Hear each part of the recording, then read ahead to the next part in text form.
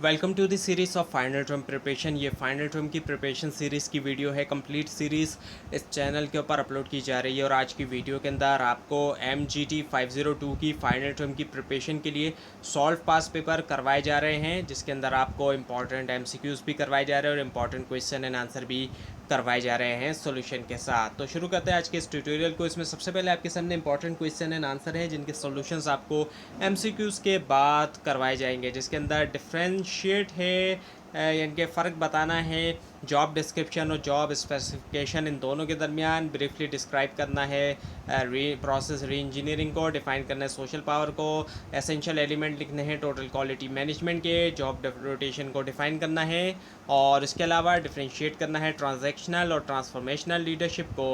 तो आपके सामने MCQs है, इसके बाद आपको इंपॉर्टेंट क्वेश्चन एंड आंसर करवाए जाएंगे। तो जो एबिलिटी होती है एक पर्सन की कि वो मैनिपुलेट करें, उसके इमोशन एक गिवन सिचुएशन के मुताबिक वो कहलाया जाता है, इनमें से क्या वो है इमोशनल इंटेलिजेंस। और उसके बाद है फिर कि रिलेवेंट पर्सनल कैरेक्टरिस्टिक्स जो कि अफेक्ट कर रही है परसेप्शन परसीवर का, वो इनमें से क्या वो है all of the given option, जिसके अंदर एटीट्यूड, इंटरेस्ट और पास एक्सपीरियंसेस भी आ जाते हैं। उसके बाद ये कि एक लीडर जो कि हाई होता है इनिशिएटिंग स्ट्रक्चर के अंदर, वो करता है इनमें से क्या वो करता है असाइन करता है ग्रुप मेंबर को पार्टिकुलर टास्क। और उसके बाद ये कि टीम्स जो है वो यूज़फुल होती है इनमें से किस सिचुएशन के अंदर, जब टास्क जो है वो इंटर रिलेटेड होते हैं। और उसके बाद ये कि इनमें से कौन सा ट्रू होता है वर्चुअल टीम के बारे में, all of the given option, जिसके अंदर ये कि एब्सेंस होता है वर्बल क्यू का, लिमिटेड कॉन्टेक्स्ट, सोशल कॉन्टेक्स्ट और पीपल कोलेबरेटिव ऑनलाइन होना। उसके बाद ये कि किस स्टेज के बाद ग्रुप डेवलपमेंट के एक क्लियरली रिलेटिवली क्लियर हिरार्की होती है लीडरशिप की ग्रुप के अंदर, वो होती है स्टॉर्मिंग के बाद ऐसा होता है। और उसके बाद ये कि इनमें से कौन सा स्टेटमेंट ट्रू है, वो ये कि all command groups are also task group, तमाम कमांड ग्रुप्स जो है वो टास्क ग्रुप भी होते हैं।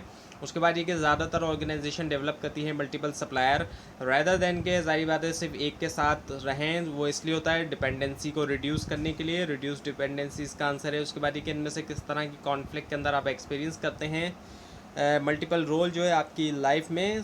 जैसे कि फादर और मैनेजर का रोल, तो ये किस तरह का कॉन्फ्लिक्ट है, ये इंटर रोल कॉन्फ्लिक्ट है, एक रोल से दूसरा रोल जो है वो टकरा रहा है।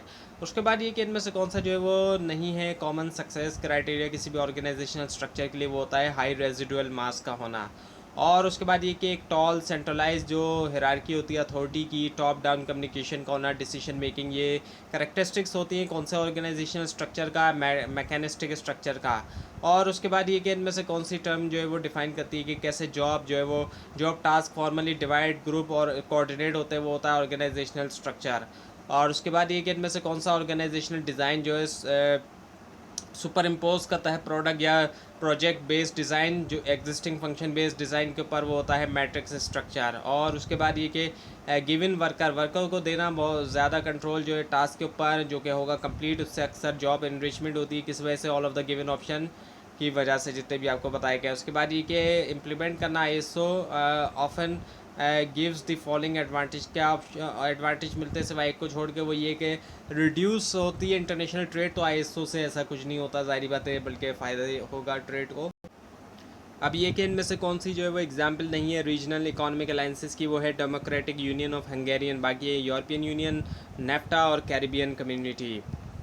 उसके बाद ये कि आसिफ जो है वो लेट हो चुका है वर्क के लिए, हर दिन लेट होता है वो तकरीबन 10 मिनट। कैसे एट्रीब्यूशन थ्योरी डिस्क्राइब करेगी इस बिहेवियर को, ये शो करती है कंसिस्टेंसी शो करती है।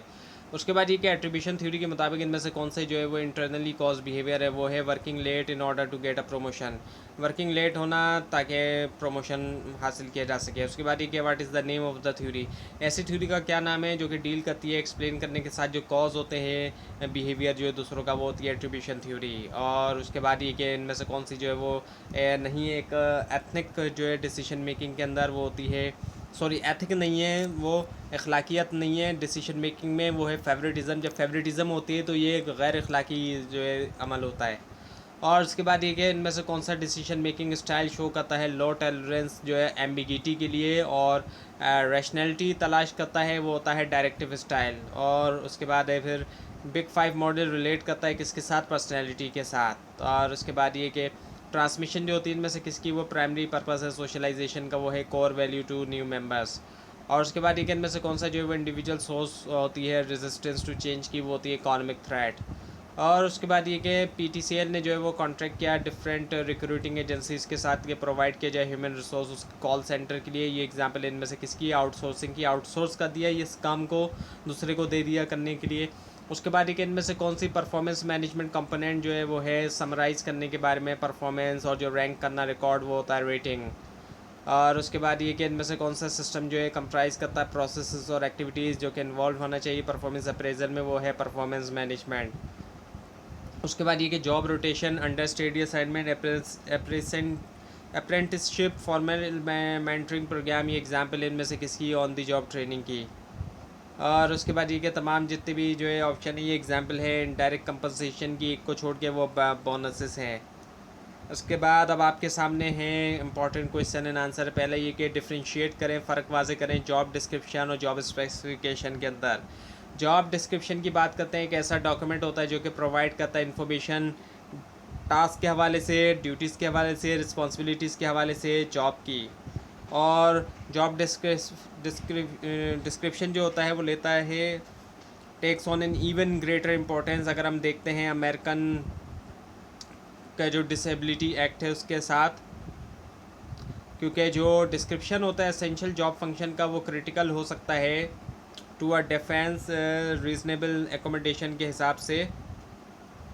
और जॉब स्पेसिफिकेशन की हम बात करते हैं तो जॉब स्पेसिफिकेशन में क्या है, असल में मिनिमम जो एक्सेप्टेबल क्वालिफ़िकेशन होती है जो कि एक शख्स के पास लाजमी होना चाहिए परफॉर्म करने के लिए जॉब, ये तमाम चीज़ें जॉब स्पेसिफिकेशन में शामिल होती है। यानी कि मिनिमम जो भी क्वालिफ़िकेशन रिक्वायर्ड है जॉब को परफॉर्म करने के लिए वो इसमें शामिल होती हैं।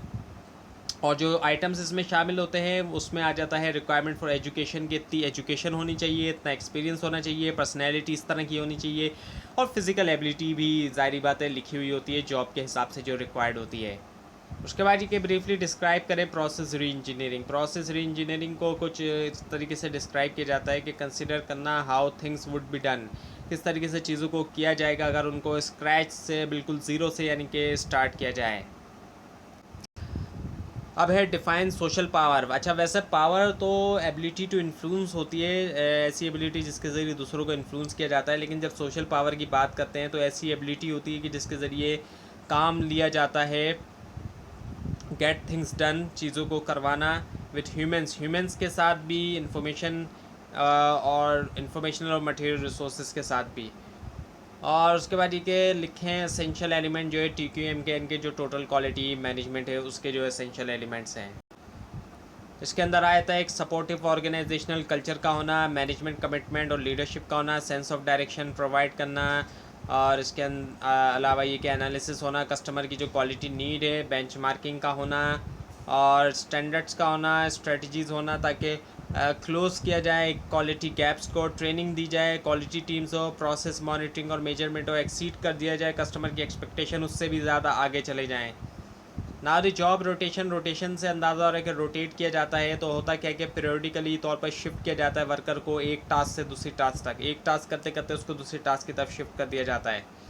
उसके बाद ये कि डिफ्रेंशिएट करें ट्रांजैक्शनल और ट्रांसफॉर्मेशनल लीडरशिप को। ट्रांजैक्शनल की हम बात करते हैं तो लीडरशिप फोकस करती है क्लैरिफाई करने के ऊपर एम्प्लॉय रोल और प्रोवाइड करना रिवार्ड जो कि कंटिजेंट होता है, परफॉर्मेंस के ऊपर डिपेंड करता है परफॉर्मेंस के ऊपर। और ट्रांसफॉर्मेशनल की हम बात करते हैं तो ये ट्रांसफॉर्म करता है एम्प्लॉयज़ को कि परस्यू करें ऑर्गेनाइजेशनल गोल्स अपने सेल्फ इंटरेस्ट के ऊपर।